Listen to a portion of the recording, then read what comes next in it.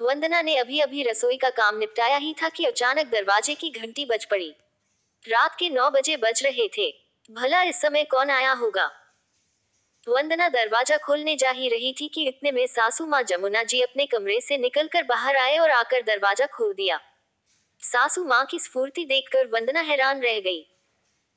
अभी थोड़ी देर पहले तक तो उनकी इतनी भी हिम्मत नहीं थी कि अपने कमरे से निकलकर बाहर डाइनिंग टेबल पर आकर खाना खा ले। खाना भी वंदना ने ही उन्हें कमरे में ही परोसा था। ऊपर से दूसरी हैरानी की बात यह थी कि उनके दरवाजा खोलते ही नंद नंदोई मनीष और ललिशा अंदर आए। इतनी रात को अचानक दोनों कैसे आ गए, वो भी अपने 2 साल के बेटे के बिना, जिसका बहाना कर वो लोग रात को अक्सर आने से बचते थे।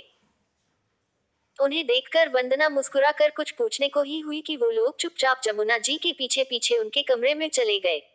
ना कोई नमस्ते ना ही कुछ और। कमरे में पहुंचते ही जमुना जी ने भी दरवाजा बंद कर लिया। ये देखकर वंदना हैरान थी।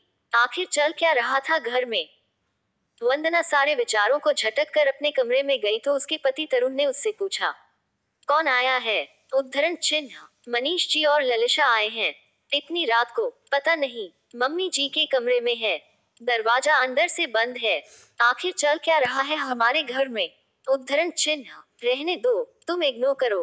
अब दरवाजा अंदर से बंद ही कर लिया है तो कोई बात नहीं। तुम सो जाओ, मैं भी सो रहा हूँ। कहकर तरुण दूसरी तरफ मुंह करके सो गया। पर उसका व्यवहार वंदना को बड़ा अजीब लगा। सचमुच ये व्यवहार अजीब था। जिस बहन के आने पर भाई दौड़ता हुआ उससे मिलने चला जाता था, आज उसके आने पर दूसरी तरफ मुंह करके सोया है। आखिर क्या कहे इसे। अभी 2 महीने पहले तक सब कुछ सही था। घर में ससुर जी, सासू माँ जमुना जी, तरुण और वंदना और उनका 4 साल का बेटा प्रिंस ही थे। घर में ससुर जी की ही चलती थी, जिनके सामने जमुना जी ज्यादा कुछ कह नहीं पाती थी। जमुना जी का अधिकतर झुकाव अपनी बेटी की तरफ ही रहता था। अक्सर कई बार ललिशा से संबंधित बातों को लेकर वो वंदना और तरुण को सुना देती थी, पर उनके पति अपने बेटे बहू का ही साथ देते थे, इसलिए उन्हें चुप होना पड़ता था। कई बार उनके पति उन्हें समझा चुके थे, यूं बेटे बहू पर दबाव मत डाला करो, बेटी तो आते से ही आएगी, पर बेटे बहू ही तुम्हारे साथ होंगे। तब जमुना जी चिढ़कर कहती थी, आजकल कोई बेटा बहू निहाल नहीं करते। लेकिन अभी 3 महीने पहले ससुर जी की तबीयत ज्यादा बिगड़ गई। उन्हें लकवा हो गया। इस कारण से वो पूरी तरह से बिस्तर पर आ गए। उस दौरान उन्हें संभालने का काम तरुण और वंदना ने ही किया था। ललिशा तो 1-2 बार उनसे मिलने आई और 2-3 घंटे रुककर चली गई। जब कुछ सप्ताह बाद उनकी तबीयत ज्यादा बिगड़ गई तो उन्हें हॉस्पिटल में एडमिट किया गया। उस दौरान वंदना ने ललिशा से मदद जरूर मांगी थी, पर उसने अपने बच्चे का बहाना कर दिया और वो आए नहीं। जबकि उसके सास ससुर ने खुद तरुण के सामने उसे वहां रहने के लिए कह दिया था। वो लोग तो अपने पोते की जिम्मेदारी भी लेने को तैयार हो गए थे, पर ललिशा आए नहीं। यहाँ तक कि उसके पति मनीष ने भी काम का बहाना कर दिया। जब 2 महीने पहले उनकी मृत्यु हुई, बस तब से सब कुछ बदल गया। तब तो 15 दिन ललिशा यहाँ रुकी भी, और तब से इस 1.5 महीने में तकरीबन 10 बार चक्कर लगा भी चुकी थी। यहाँ तक कि मनीष जी भी अब उसके साथ बार बार यहाँ आ रहे थे। जब यह सब तरुण को अजीब लगा तो उसने इस बारे में पिछली बार जमुना जी से बात की। उसकी बात सुनकर जमुना जी नाराज हो गई। जमुना जी ने जो कुछ कहा उसके बाद तरुण पूरी तरह से चुप हो गया। जमुना जी ने कहा था, ललिशा और मनीष जी सही कहते हैं, तुम लोग पूरी प्रॉपर्टी पर अपना हक जमाना चाहते हो। अभी तो मेरी बेटी क्यों आ रही है, यही सवाल करेगा, लेकिन कल को मुझे ही वृद्धा आश्रम छोड़कर आ जाओगे। यह सुनकर तरुण सख्ते में आ गया था। इतने से दिनों में इतना जहर भर दिया इन लोगों ने जमुना जी के मन में, उसके लिए यकीन कर पाना मुश्किल हो रहा था।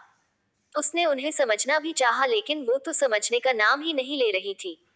बस उसके बाद से तरुण ललिशा के आने पर कोई प्रतिक्रिया नहीं देता था। खैर, वंदना अपने पलंग पर आकर लेट गई। चाय पानी के लिए उसने पूछा नहीं, क्योंकि वो अगर पूछने भी जाती तो जमुना जी या ललिशा इल्जाम लगा देती कि ये लोग हमारी बातें सुनने के लिए आए हैं। वैसे भी ये रिश्ता ऐसा हो चुका था कि अब ज्यादा कुछ बोलना ठीक नहीं था। थोड़ी देर बाद दरवाजा बंद होने की आवाज आई। ललिशा और मनीष शायद चले गए थे। वंदना ने बाहर आकर देखा तो दरवाजा अंदर से बंद था और जमुना जी का कमरा भी। तो वो अपने कमरे में आकर सो गई। सुबह उठी तो सब कुछ नॉर्मल था। उसने सुबह उठी तो सब कुछ नॉर्मल था। उसने अपने बेटे को तैयार किया और स्कूल रवाना कर दिया। इधर तरुण भी ऑफिस के लिए तैयार हो रहा था। तैयार होकर बाहर डाइनिंग टेबल पर नाश्ता करने आया ही था कि इतने में जमुना जी हाथ में कोई पेपर लिए उसके पास आई और तरुण के सामने रखते हुए बोली, तरुण जाने से पहले इन पेपर पर साइन कर देना। तरुण ने हैरानी से उन पेपर की तरफ देखा और कहा, ये कैसे पेपर है? गांव की जमीन के पेपर है, जो आज भी तुम्हारे दादाजी के नाम पर है। तुम्हारे पापा को तो बोलते बोलते भी उन्होंने अपने नाम नहीं करवाई थी। अब मुझे पैसों की जरूरत है, इसलिए मैं उसे बेचना चाहती हूँ। इसके लिए वो जमीन मुझे अपने नाम करवानी है, इसलिए तुम्हारा हक त्याग चाहिए। ललिशा ने भी साइन कर दिए हैं। आपको पैसों की जरूरत है, पर किस लिए? तरुण ने सवाल किया। तुझे उससे क्या? जमुना जी ने कहा, शायद पैसों की जरूरत आपको नहीं, आपके बेटी दामाद को है। तरुण ने सवालिया नजरों से देखा तो जमुना जी एक बार तो झेप गई। हाँ, है जरूरत। मेरी बेटी जमाई को उनका बिजनेस सेट करने के लिए पैसों की जरूरत है, और ये पैसा मैं उसी को दूंगी। तेरा क्या है? तेरे पास तो सरकारी नौकरी है, पर मेरे बेटी जमाई तो परेशान हो रहे हैं ना। ये सुनकर तरुण और वंदना दोनों सकते में आ गए। मम्मी, सरकारी नौकरी मुझे घर बैठे नहीं मिली है, मैंने भी मेहनत की है, तब जाकर ये नौकरी मिली है। और रही बात तुम्हारी बेटी जमाई की, तो उनके पास कोई कमी नहीं है, जो अपना खुद का बिजनेस शुरू करना चाहते हैं। अरे मनीष जी तो खुद इकलौते बेटे हैं, अपने पापा का साथ दे तो खुद बिजनेस आगे बढ़ा सकते हैं, पर वो तो करना ही नहीं चाहते हैं। तरुण ने कहा। पर जमुना जी तो ज्यादा ही गुस्सा हो गई। उन दोनों ने जमुना जी को समझाना चाहा, लेकिन वो समझने का नाम ही नहीं ले रही थी। आखिर थक हार कर तरुण ने कहा, ठीक है मम्मी, मैं ये जमीन बेचने के लिए तैयार हूँ, पर मुझे भी मेरा हक चाहिए। देखा ना, आ गया ना अपनी वाली पर। सच ही कहती थी ना मैं। बेटा बहू कभी निहाल नहीं करते, जो कहना हो वो कहो मम्मी। बेटे बहू तो वैसे भी बदनाम है, पर अब मुझे फर्क नहीं पड़ता। तुम्हारी बेटी दामाद के प्यार में मैं रोड पर नहीं आना चाहता। मुझे मेरा हिस्सा दे दो, फिर भले अपना हिस्सा उसे दो या अपनी बेटी पर लुटाओ, चाहे कुछ भी करो। आखिर तरुण ने कहा। आखिर जमुना जी ने तरुण को काफी कुछ सुनाया, ये सोचकर कि वो मान जाएगा, लेकिन तरुण झुकने का नाम ही नहीं ले रहा था। तब जमुना जी ने ललिशा और मनीष को भी फोन लगा दिया, तो वो दोनों भी उसी समय आ गए, पर तरुण की जिद के आगे वो भी कुछ नहीं कर पाए।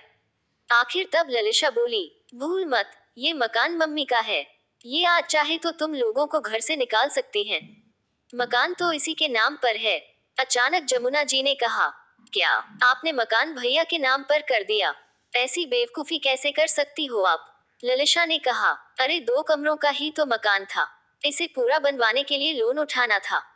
अब इसकी सरकारी नौकरी थी तो कम ब्याज के कारण तेरे पापा ने ये मकान इसके नाम कर दिया।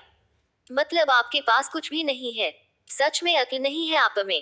पहले पापा से बातें सुनती रहती थी, अब भाई की बातें सुनती रहो। तुम इसी लायक हो। ललिशा चिल्लाते हुए बोली, बेटा क्या बोल रही है तू? अचानक ललिशा को इस तरह बोलते देखकर जमुना जी ने कहा, अब क्यों बेवजह समय खराब कर रही हो? जो जमीन से हिस्सा मिल रहा है वो हिस्सा ले लो और चलो यहाँ से। अचानक मनीष ने कहा। उसकी बात सुनकर ललिशा ने वो पेपर जमुना जी के हाथ से ले लिए और वही फाड़कर फेंक दिए।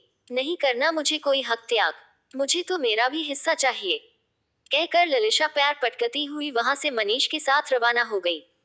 जमुना जी ये सब देखते ही रह गई। कैसे बेटी जमाई ने एकदम से रंग बदल दिया। मम्मी हो गई तसल्ली। यही बात हम आपको समझाना चाह रहे थे, पर आपको समझ में नहीं आ रही थी। अचानक वंदना ने कहा, अरे जो बेटी अपने बीमार पिता के लिए नहीं आ पाई, अचानक उसके पास इतना वक्त कैसे आ गया कि उनके मरते ही वो आपके पास बार बार आने लगी। कभी कभी कुछ खून के रिश्ते भी स्वार्थी होते हैं, तरुण ने कहा।